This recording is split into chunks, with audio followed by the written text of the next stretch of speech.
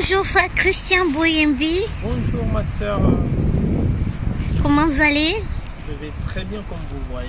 Je suis en forme grâce au Seigneur. Je me porte très bien. Super bien. Bon, je voulais bien vous poser une question par rapport à l'église. Le comportement des gens dans l'église. Comment vous trouvez ça ici en Europe?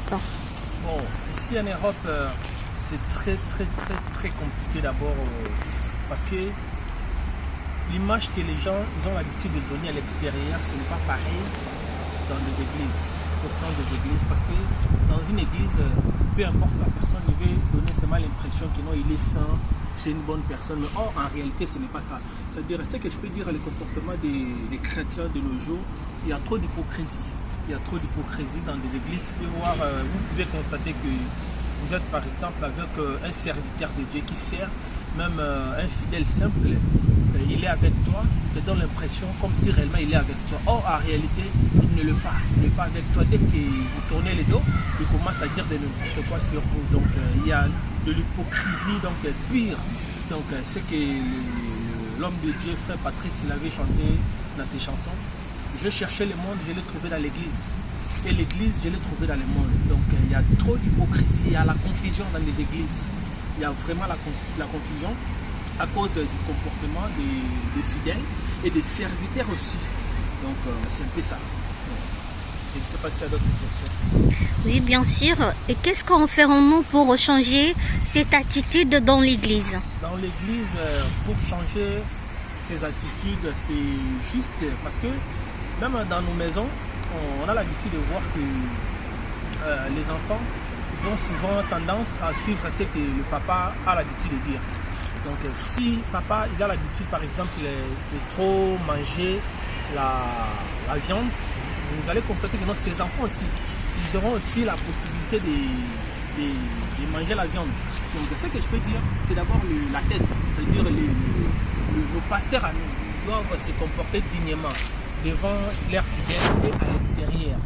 Donc si nos dirigeants se comportent dignement, vous allez voir que les fidèles aussi, ils auront aussi la facilité de copier le pasteur. Mais vous imaginez un pasteur qui fait les commérages avec un fidèle. Parce que le fidèle là, il sera vraiment... il aura comme modèle son pasteur, je ne pense pas. Donc la première des choses, c'est nos pasteurs à nous. Ils doivent changer leur façon de faire les choses, leur façon de voir certaines personnes. Par exemple, de ne plus mépriser certaines personnes. Parce qu'aujourd'hui, il y a trop de choses dans les églises. Vous allez constater, une personne qui a l'argent, il est respecté. Mais une personne qui n'a pas assez de moyens, c'est difficile d'être respecté. Même s'il a ses atouts, même s'il a ses connaissances, ils vont préférer de lui mettre à l'écart que de prendre une personne qui ne réfléchit pas, une personne qui ne sait pas réellement ce qu'il veut. Donc en gros, ce que je peux dire comme conseil, c'est d'abord la tête. Nos pasteurs à nous doivent se comporter sérieusement, doivent être sérieux dans ce qu'ils sont en train de faire. Et les fidèles aussi, ils vont adopter leur manière de faire les choses. Parce que si elles ne se comportent pas bien, ça sera difficile aux fidèles. Et les fidèles aussi, faisons un effort. Nous, notre modèle, c'est Dieu, ce n'est pas un pasteur. Même si le pasteur, vous arrivez dans une église où le pasteur il ne se comporte pas bien, dignement, vous, les fidèles, faites un effort de vous comporter dignement et le Dieu va vous bénir. Parce que nous voyons même dans la Bible, Daniel, il était à Babylone. Babylone, c'était un pays où les gens ne craignaient pas Dieu. Les gens ne craignaient pas Dieu, mais comme Daniel et ses compagnons, Meshach et d'autres là, tellement qu'ils craignaient Dieu, et nous tous on avait vu qu'est-ce que Dieu avait récompensé à ces gens-là. Donc vraiment, ayons la conscience de faire les choses bien et Dieu va nous bénir. Donc c'est un peu ça. Je ne sais pas s'il y a d'autres questions. Je suis disponible pour répondre à toutes vos questions. Qu'est-ce que vous pensez le changement au sein de l'église? Le changement au sein de l'église, c'est d'abord la prise de conscience. La prise de conscience, c'est chez nos dirigeants d'abord, chez les différents pasteurs qui ont l'habitude de conduire les églises. C'est à eux d'abord d'être modèle. C'est à eux d'être modèle. Et ensuite, les fidèles aussi, ils vont aussi s'adapter. ils vont aussi les copier parce que si elles ne sont pas modèles, ça sera difficile. C'est d'abord les leaders et après les simples chrétiens, les simples membres de l'église, ils vont aussi faire un effort d'adopter ce qu'ils sont en train de voir chez leurs pasteurs. Donc, c'est un peu ça. Et pour nous les jeunes, qu'est-ce qu'on va faire vraiment pour suivre vraiment la ligne ou la direction de l'église? Les jeunes pour suivre la ligne ou la direction de l'église, c'est tout simplement comme je venais de dire, c'est-à-dire la prise de conscience, l'entourage, parce que vous imaginez si vous avez peut-être les amis qui ont l'habitude seulement d'aller dans des boîtes de nuit. Donc peut-être les samedi soir vous partez dans des boîtes de nuit pour boire, savourer comme les jeunes ils ont l'habitude de faire. Vous retrouvez que vous finissez là-bas par exemple à 4h du matin. La prière c'est à 10h. Le temps que vous rentrerez à la maison pour commencer à vous préparer, à vous reposer, vous voyez que non, même si vous vous dites que non, je vais dormir 5 minutes, 15 minutes, vous allez vous rendre compte que non, vous aviez dormi peut-être 10 heures du temps. C'est-à-dire que vous n'aurez pas le temps d'aller à l'église. C'est-à-dire le jeune, faisons un effort de soigner notre entourage. Ça compte, notre entourage. Dis-moi qui tu fréquentes, je te dirai qui tu es. Donc faisons un effort de soigner notre entourage et je pense que tout ça va très bien se passer. Je ne sais pas s'il y a...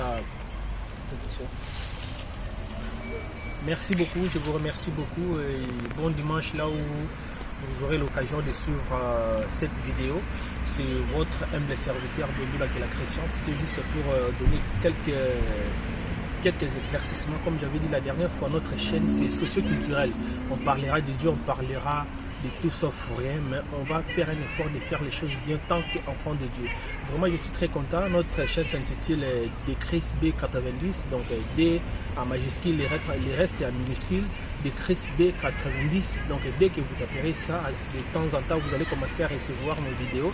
Et je pense que nos vidéos là, ça va nous aider, ça va vous aider parce que ce sont des vidéos éducatives, ce sont des vidéos qui feront en sorte que le jeune, qu'une personne, même plus âgée, puisse soutirer quelque chose. Parce que lorsque la parole de Dieu sort dans la vie d'une personne, ça ne peut pas sortir et rentrer comme ça là, non. Dès que ça sort dans la vie d'une personne, dès que ça arrive dans la vie d'une personne, pardon, il doit y avoir les effets. Et c'est ce qu'on est en train de faire. Donc je pense que tout le monde qui aura l'occasion de suivre cette vidéo, vous ne serez pas déçus. Abonnez-nous massivement sur Decris 90. Decris 90, dès que vous taperez ça sur YouTube, vous allez voir mon visage sera affiché là et nous sommes avec toute notre équipe, on est en train de travailler. Je remercie aussi la caméraman qui est derrière la caméra. Que Dieu vous bénisse, que Dieu nous bénisse partout où vous aurez l'occasion de suivre cette vidéo. Même si vous êtes malade, la Bible nous dit si Dieu est pour nous, qui sera contre nous. La Bible dit encore, ils vous feront la guerre mais ils ne vous vaincront pas. Donc nous avons ce Dieu là, il est le Dieu tout-puissant, il va nous bénir et je sais qu'il y aura des témoignages, ça ce n'est que le début. Et comme j'ai l'habitude de dire, ce n'est pas facile les commencements, mais avec Dieu tout est possible. Parce que dans le livre d'Apocalypse, il dit que non, il est l'alpha et l'oméga, c'est-à-dire les commencements et la finalité, il connaît toutes choses. Je suis très content, je profiterai aussi pour dire joyeux anniversaire à mon fils, le bien-aimé, petit Paul. Aujourd'hui c'est le jour de son anniversaire.